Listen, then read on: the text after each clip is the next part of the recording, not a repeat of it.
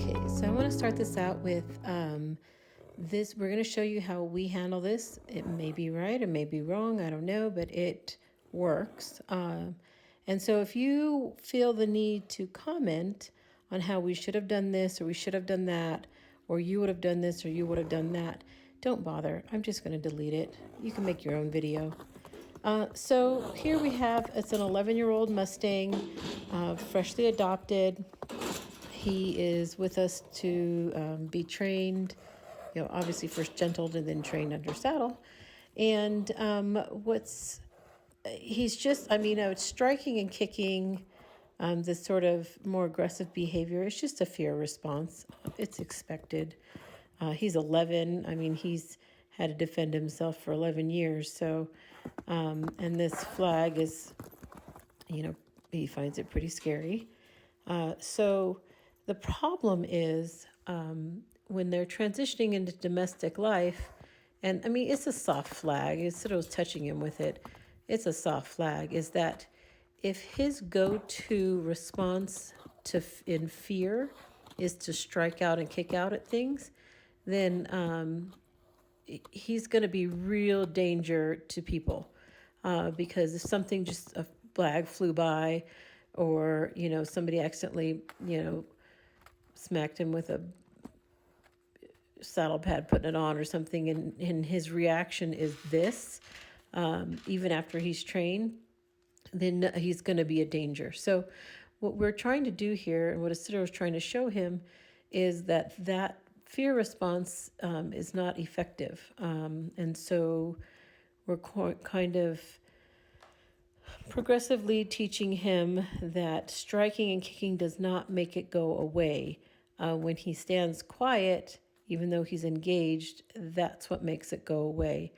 And so doing a lot of this will make him start to instinctively react differently and not want to strike and kick first. He'll want to kind of stop and freeze first. I'd rather have him freeze than strike or kick. And then eventually, his fear will go down as he gets more and more comfortable with people. And that takes time. So we cannot control the fact that things are going to scare him. Even as when he becomes more domesticated, things are going to scare him. So that we can't stop. There's no way we could possibly show him everything in the world and get him used to everything in the world that might scare him. What we can do is retrain his initial instinctive response to not be to attack. I would rather he ran away, or I would rather he kind of just stand still and freeze and then think through it as a fear response as opposed to aggression or flight. So like I said, I would prefer flight over this, but I would prefer them to just kind of freeze. And not to the point that I want them to shut down. They're allowed to have a fear response. I don't want them to shut down and become helpless, that kind of learned helplessness. Obviously, this horse is not exhibiting learned helplessness. We don't want them to have that. I would rather they instinctively, something scares them, they just kind of plant and freeze for a second. And then we give them some time to work through it, and we recognize that, they're afraid. Have you ever ridden a horse and they see something that spooked them and they stood there and you could feel their heart pounding? I would rather they do that when they're afraid than take off and bolt or strike out and attack. So we want to kind of get this out of his head that this is an okay fear response. And so he's a kicker too. They tend to be a striker and a kicker.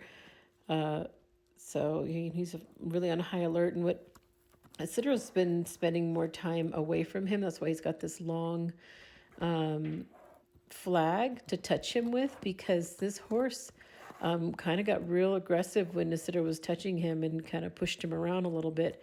And so he went to, all right, I'm going to, desensitize him with this flag at this safe distance so he can't get me. But at the same time, I'm getting him used to getting touched all over with something. And none of this hurts. This is a soft flag it's real flexible. I mean, I've smacked myself with this a bunch of times, not intentionally, but they don't hurt.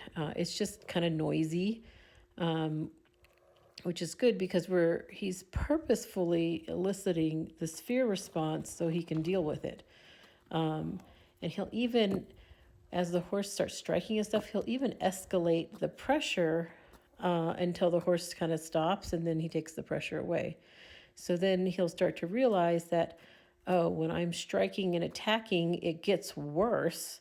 And then when I kind of stand there and look, it goes away or gets better. So this will gradually recondition his response from this aggression to something more of a, wait and look and think response when he's bothered by something or fear. And that's really the only way he's going to, have a chance at a domestic life, because if he maintains this sort of aggressive, striking, kicking thing when he goes to his owner, like if she wants to do dressage, which is what she wants to do, and he's at a show and somebody accidentally just brushes behind him and he just freaks out and starts kicking, like he's going to be a danger, that's not okay. We don't want him to have that fear response. We'd rather him move away or just kind of freeze and for a second rather than actually attack. So his instinct is to attack, which has kept him alive for 11 years.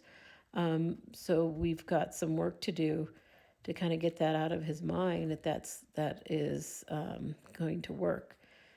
And so, like, what Isidro's doing is not doing anything abusive.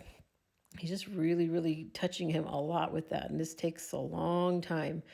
And this, if you've ever watched any of our videos before, you know that he likes this little burlap sack thingy. It's super soft.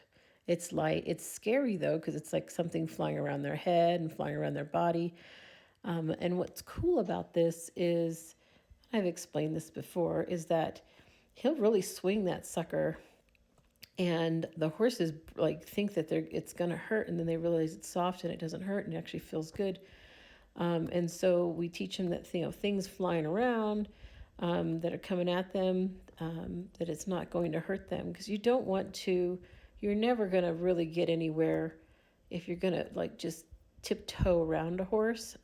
Life isn't going to tiptoe around them. So being, super quiet and soft and tiptoeing around them and everything is actually just setting them up for failure. It's kind of like being a helicopter parent to a kid. You're not really teaching them to have to deal with the harsh realities of life. And part of the harsh reality of being a domestic horse is things come flying at you, and you're not allowed to run away or strike or kick or anything like that, because you can hurt somebody.